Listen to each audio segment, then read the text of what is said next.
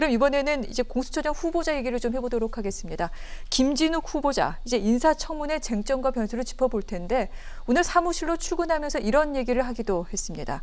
뭐 법과 정의가 살아있음을 보여줄 것이라는 기대도 있고 그 정반대일 것이라는 우려도 있는데 이것이 기대가 우려가 되지 않도록, 우려가 현실이 되지 않도록 최선을 다하겠다라고 그렇게 본인의 이야기를 하기도 했습니다.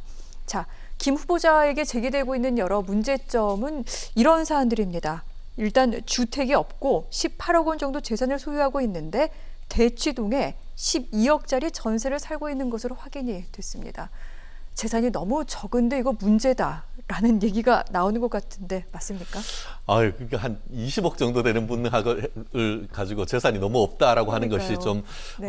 좀 일반 국민들의 눈높이에 맞는지에 대해서는 좀 의문입니다. 네. 어쨌든 간에 지난번에 그 공수처장 추천위원회에서 추천했던 사유가 집이 없어서 청렴한 사람이다. 이런 취지로서 지금 추천을 했는데 알고 봤더니만 대치동 전세족인데 그 전세 자금이 12억 5천만 원이 되었고 그것 이외에 부인과 함께 그 재산을 합쳤을 때에 한 18억 원 정도 가량이 된다라고 얘기를 하고 있는 것 같습니다. 다만 이 부분에 대해서는 이분이 이제 그 우리나라 국내 최대 로펌이라고 할 수 있는 그 김앤장에서 네. 이 변호사 업무를 10년 이상 했는데 과연 이 정도 재산이 있는 것이 합당한가? 네. 이런 그 의문을 제기를 하면서 오히려 숨겨진 재산이 더 있지 않느냐 이런 얘기를 하고 있는데요.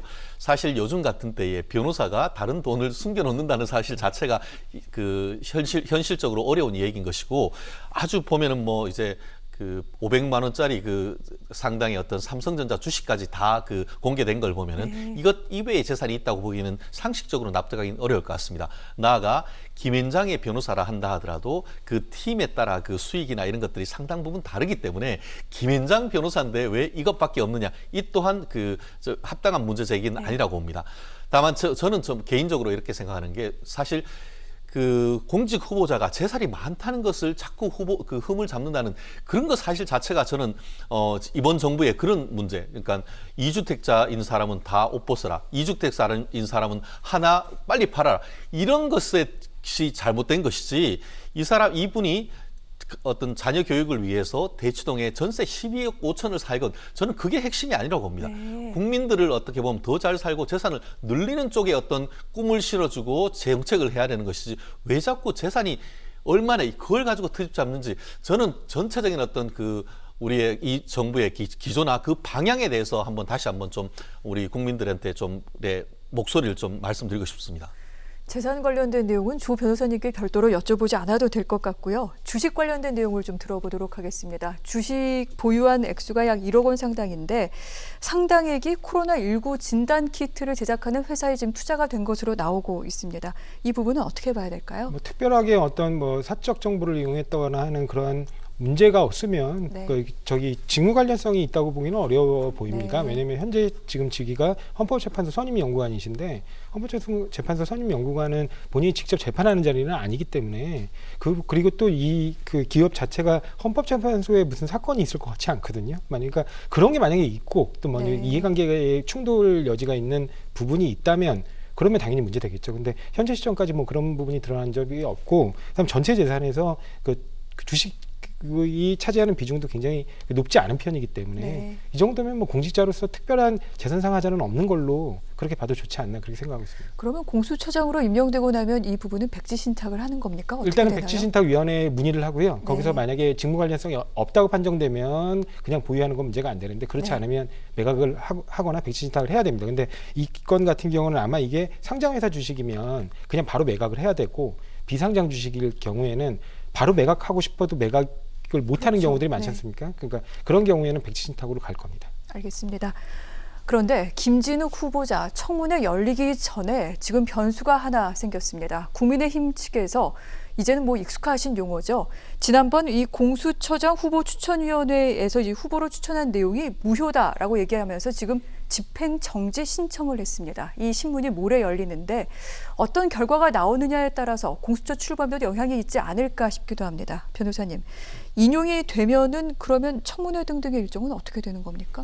당연히 그러니까 집행의 속행을 정지하는 결정이 내려질 거기 때문에 그 속행에는 당연히 인사청문 절차 진행이 포함되겠죠. 그러니까 그러면 인사청문 절차는 당연히 중지돼야 되는데 이 사건의 경우에 지금 아마 야당 쪽에서 제기한 부분에서 문제 삼고 있는 부분이 그 야당에서 새로 추천된 추천위원이 있습니다. 네. 그 추천위원이 공수처장 후보에 대한 추천권을 행사하지 못했다. 아마 그 부분을 얘기하시려고 하는 것 같은데 제가 저번에도 말씀드렸지만 이미 충분하게 행사할 수 있는 시간을 줬습니다. 근데 당일날 당연히 그 본인이 또 행사할 수도 있고요. 근데 그 시간 안에 계속 시간을 끌다가 야당이 그 전날에 이르러서야 회의 전날에 이르러서야 후보를 추천을 했고 그래서 그러면 그 전날이라도 본인이 준비하셨으면 돼요. 근데 그게 너무 짧다는 주장이거든요. 그 짧다는 주장이 타당한지 좀 의문이고 제가 여러 차례 말씀드리지만 대법원장 추천위원회라든가 네. 검찰총장 추천위원회라든가 그런 중요 인사의 추천위원회가 구성돼서 만약에 진행되는 경우에 거의 하루에 다 첫날에 그 후보 추천을 마칩니다. 그러니까 그런 점에서 볼 때는 특별히 문제가 있어 보이지는 않습니다. 알겠습니다. 법원의 결정은 역시 또 기다려 봐야 될 내용인 것 같습니다. 최 변호사님께 이 부분 좀 여쭙고 싶습니다. 소재 공수처장 후보, 이 김진우 후보자가 지명이 됐는데 대통령은 이 막중한 과업을 수행할 적임자다라면서 상당히 또 높은 평가를 하기도 했습니다. 하지만 야당에서는 중립성이라든가 전문성에 대해서 계속 문제를 제기하고 있는데 최 변호사님께서는 어떤 점이 좀 우려된다고 보시는 거죠? 사실 지난 정부 박근혜 정부 때 그 민주당 같은 경우에는 김앤장 공화국이다, 삼성 공화국이다라고 하면서 김앤장의 어떤 그 사람들에 대한 그 중용을 굉장히 비판적이었는데 이번에 그 신현수 그 민정수석이라든가 네. 그 이번 지금 이 그 김준욱 후보자 같은 경우에는 다 김앤장 출신 변호사입니다. 그것도 참 굉장히 아이러니한데요. 야당에서 문제 삼는 거는 그런 부분은 지금 문제 삼지 않고 정치적 중립성에 대해서는 문제를 삼고 있습니다. 두 가지가 문제가 되는데요. 지금 언론 보도를 보면은 예전 박근혜 정부 때에 이동읍 헌법재판관을 헌법재판소장에 지명했을 때에 결국 낙마했고 그 과정에서 지명해서 후보자가 되는 것을 내부적으로 반대했던 대표적인 사람 중에 하나다라는 그런 언론 보도가 하나 있고 나아가서 지금 그 최근에 있어가지고는 이번 정부 들어서 법무부 인권국장 개방직으로 해서 검사뿐만 아니고 네. 다른 법조인들을 할 수 있는데 현직에 그 헌재에 있으면서 그곳에 신청을 했다가 물을 먹었다 이런 얘기를 하면서 과연 그렇게 현직 이번 정부 들어서 법무부의 어떤 그 고위직에 신청했던 사람이 정치적 중립성과 독립성을 요청하는 초대 공수처장으로서 적절한가에 대한 의문을 제기를 하고 있는 것 같습니다. 다만 저는 개인적으로 그건 약간 선이 다르다. 네. 뭐 공무원이 다른 직으로 갈 수는 있는 겁니다. 그리고 김진욱 후보가 다른 어떤 정치적 의견을 내뱉은 적도 저는 한 번도 지금 아직까지 본 적이 없습니다. 그렇기 때문에 저는 개인적으로 또 네. 거기다가 이분 같은 경우에는 출신 지역도 어떻게 보면 대구고 나름대로 어떤 그 변호사 판사 그리고 또 그 특별검찰에서의 어떤 특별수사관으로서의 역할을 했던 그런 나름대로의 식견과 경륜이 있기 때문에 어쨌든 이제 그 초대 공수처장으로 올라왔다고 하면은 네. 그 부분의 식견을 한번 믿어보는 것도 어떤 나름대로의 어떤 국민의 기대에 야당이 부응하는 하나의 네. 방법이지 계속 어떤 그 반대만을 반대하는 것은 나름대로 의미는 별로 없다. 다만 그런 식으로 우려를 제기를 하는 것은 실제 공수처가 출범했을 때에 한쪽으로 치우친 어떤 공수처를 운영하지 말라는 그런 경고로 이번 이 후보자님이 네. 충분히 그걸 약으로 받아들인다고 하면 우리나라 공수처가 어떻게 보면 출범하는데 큰 도움이 되지 않을까 저는 그렇게 봅니다.